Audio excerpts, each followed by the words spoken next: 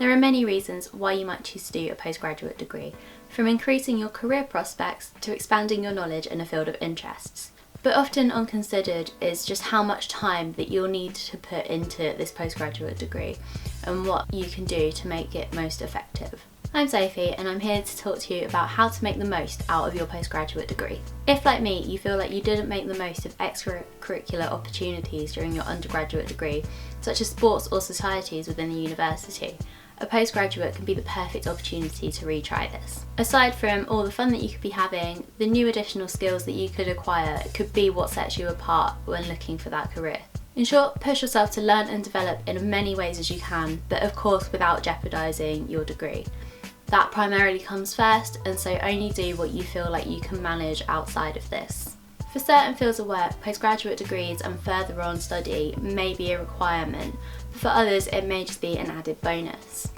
Not only this, but a postgraduate degree can mean that you develop some great transferable skills that will help you in other areas of life. From an ability to stay self-motivated and determined, to building up skills such as problem solving and key critical thinking, things that may seem like a given in an academic setting can actually benefit you all round in general life. From a progression viewpoint, getting really involved with your department and any activities and events they undertake can be really worthwhile, especially if you're considering an academic career. You will be exposed to cutting-edge work in the field of study, and you can have discussions about research with experienced scholars that can really benefit you all round. You'll also gain really good insight into what an academic career may actually involve for you.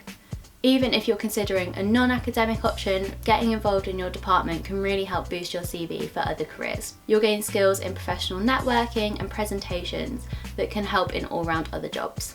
Many postgraduate courses will offer work placements in your area of study, and if they don't, there may be opportunities to intern, work or volunteer whilst you learn. Taking advantage of this will expand your skill set both academically and non-academically, and will provide you with skills that may make you more attractive to employers.